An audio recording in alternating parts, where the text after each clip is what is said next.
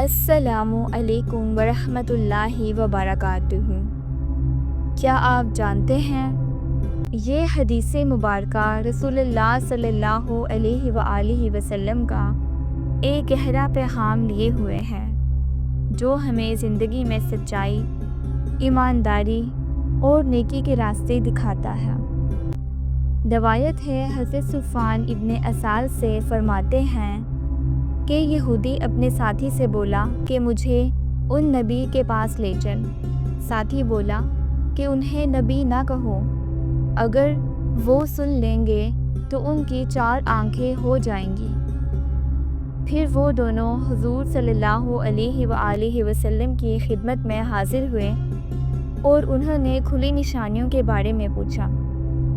نبی صلی اللہ علیہ وآلہ وسلم نے فرمایا، کسی چیز کو اللہ تعالیٰ کا شریک نہ ٹھہراؤ، نہ چوری کرو، نہ زنا کرو، نہ ناحق کسی محترم جان کو قتل کرو، نہ کسی بے قصور کو حاکم کے پاس لے جاؤ تاکہ اسے قتل کر دے، اور نہ جادو کرو، نہ سود کھاؤ، نہ پاک دامن کو زنا کا بہتان لگاؤ، نہ جہاد کے دن بھاگنے کے لیے پیٹ پھیرو، اور اے یہودیوں، تم پر خصوصاً یہ بھی لازم ہے کہ ہفتے کے بارے میں حد سے نہ بڑھو۔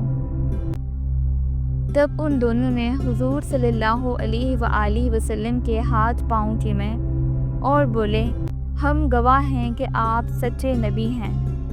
حضور صلی اللہ علیہ وآلہ وسلم نے فرمایا، پھر تمہیں میری پیروی سے کون چیز روکتی ہے؟ وہ بولے، داؤد علیہ السلام نے رب سے دعا کی تھی کہ ان کی اولاد میں نبوت رہے۔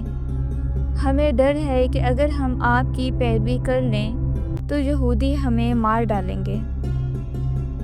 وضاحت: یہ حدیث ہمیں بتاتی ہے کہ نیکی اور سچائی کے راستے کو پہچاننا کتنا ضروری ہے۔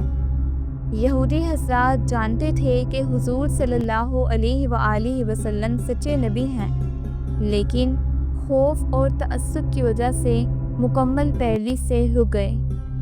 حدیث میں جو احکام بتائے گئے ہیں وہ ہمیں سکھاتے ہیں کہ اللہ کا شریک نہ ٹھہرائیں، چوری، زنا، قتل، دھوکہ، سود اور جھوٹ سے بچیں، نیک اعمال اور عبادت کو اپنا طریقہ زندگی بنائیں۔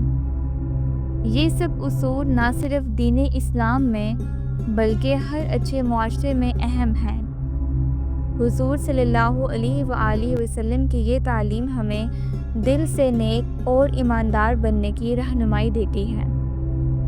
یا اللہ، ہمیں بھی نیک اعمال اور سچائی کی روشنی عطا فرما، ہمارے دلوں کو ایمان اور محبت سے بھر دے۔ آمین۔